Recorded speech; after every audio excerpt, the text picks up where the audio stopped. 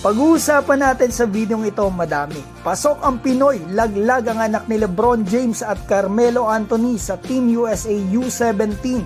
Bansang Poland na makatune-up ng gilas, nag-miss tulang slam dunk contest sa practice. Present na si Jeremy Sochan ng San Antonio Spurs at dating coach ni Kai, champion, pero sinibak ang pinalit, dating teammate pa ni Kai. Simulan po natin dito. May tune-up games po ang ating Gilas Pilipinas bago po sila sumabak sa FIBA OQT sa Latvia. Sa June 28, next week na yan, kalaban po natin, ka-tune-up natin ang bansang Poland. At eto, silipin po natin at kilatisin yung makakalaban na ito ng Gilas. Eto po yung latest na ensayo nila, panoorin po natin.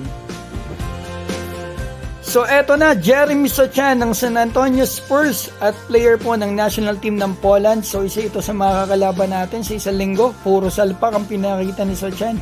Ito po yung teammate ni Victor Wembanyama. So makikita natin dito, puro dunk ang pinapakita ng mga players sa ensayo. Tignan natin kung sino mabubutata rito ni Kai kasi malamang na malamang may mabubutata po rito ang ating pambato. At tignan natin, eto Jeremy Sochan talagang dinumog dito sa press con, dito sa practice. Ngayon, punta na po tayo dito sa next topic natin. Dito sa dating team ni Kai Sotto na Hiroshima Dragonflies na nag-champion po ngayon sa Japan B-League. Pero nagulat ako, nagbalasa sila dito sa coaching staff nila. Hindi na nila ni-renew ang head coach nila na nakapagpa-champion sa kanila, si Kyle Milling.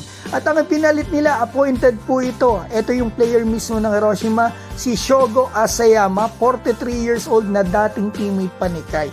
Nagulat ako about dito kasi champion coach pero nilet go nila. At ayon pa sa GM ng Hiroshima, matamlay daw ang performance ng Hiroshima sa kalagitnaan ng season kahit na papasok sila sa playoffs. Kaya napagdesisyonan nila na magkaroon ng pagbabago. Yan nga mga kaibigan na nangyari. Eto, balasa sa coaching staff. Kakaiba din talaga ang GM ng Hiroshima, perfectionist.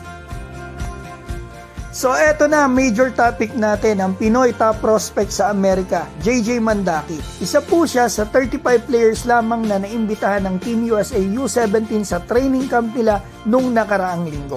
Kasama ni JJ sa 35 na yan ang mga anak ng NBA players, mga top prospect at projections, mga lottery picks sa NBA draft. At kahapon lang po ay nagtanggala na dito sa 35 players na to ng Team USA U17. From 35 players, naging 19 na lamang sila. So di sa isa natanggal mga kaibigan. Isa po sa pumasok ay ang ating kababayan na si JJ Mandaki. At kabilang naman sa lumaglag o natanggal ay ang mga anak nila Carmelo Anthony na si Kian Anthony at anak po ni Lebron James na si Bryce James. So pinanis ng Pinoy na si JJ ang mga anak ni Lebron at Carmelo Anthony. Kasi parang tryout po kasi yung training camp na yan. At ang nakakatawa pa, dalawang anak na ni Lebron ang pinanis po ni JJ. Kasi nakakalaban na po ni JJ yung panganay na anak ni Lebron noon sa Hawaii. Ito nga si Bronny, kung saan mga kaibigan doon po unang sumikat at nakilala si JJ. 18 points si JJ, samantalang si Bronny ay 4 points lamang.